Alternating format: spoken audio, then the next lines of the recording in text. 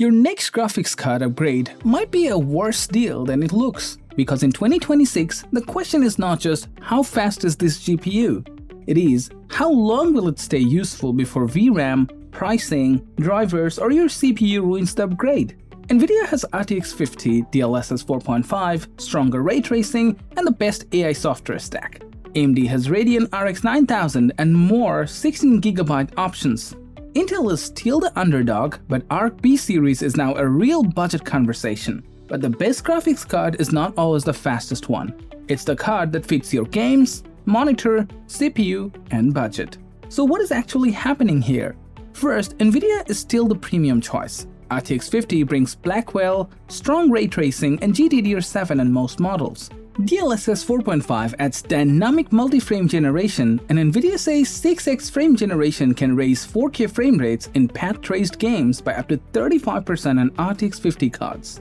But wait, frame generation does not magically fix weak native performance. It can make the FPS counter look better, but latency still matters. For competitive gamers, native FPS is still king. For cinematic ray tracing, Nvidia still has the cleanest feature stack. Nvidia gives the best premium experience, but only if the price is fair. And price is the problem. Recent GPU price tracking shows high-end RTX 50 cards like the RTX 5070 Ti, RTX 5080, and RTX 5090 facing steep prices and weak availability. So if a card is fast but overpriced, it may still be the wrong upgrade.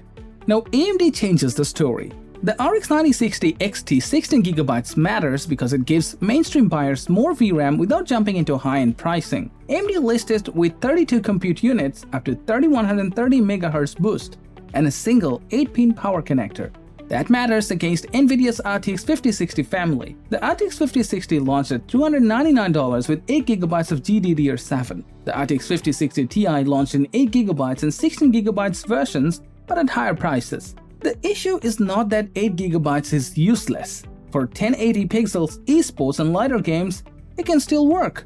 But how many buyers upgrade a GPU just to stay on the lower textures? In the newer AAA games, higher textures, ray tracing, mods, and 1440p gaming can push past 8GB. Review testing has shown limited VRAM can cause stutter, texture pop-in, and major performance drops. That's why the 16GB RX 9060 XT is such a serious mid-range option.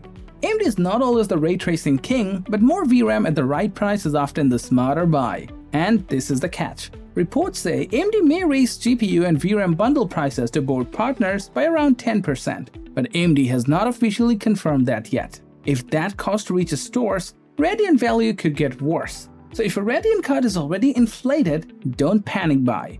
Now let's talk about Intel.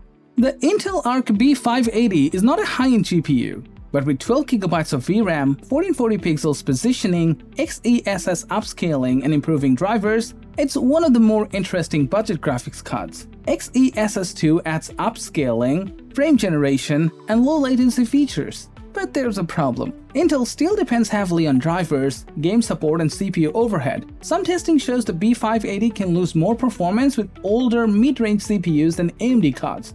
So if you have an older Ryzen 5 or older Core i5, the cheap Intel GPU may not perform like the best benchmark chart suggests. Intel Arc can be a smart value, but it's not the safest plug-and-play choice. That leads to the CPU question. A lot of gamers blame the GPU first, but at 1080 pixels, high refresh rate, esports, simulation games, and open-world titles, your CPU can be the real limit. Ryzen X3D chips remain extremely strong because extra cache helps feed the GPU faster.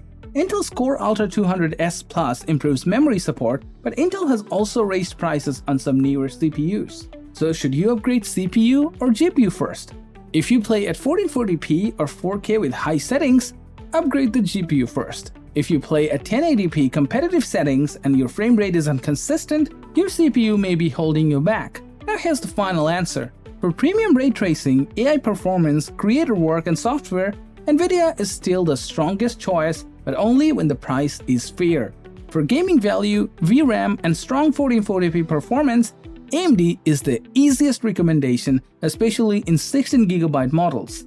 For tight budgets, Intel Arc can be smart, but only if your games are supported well and your CPU is not too old. The winner in 2026 is not Nvidia, AMD, or Intel. The winner is the buyer who does not overpay for the wrong upgrade. Before you buy your next GPU, ask 3 questions. How much VRAM do I need? Is my CPU strong enough?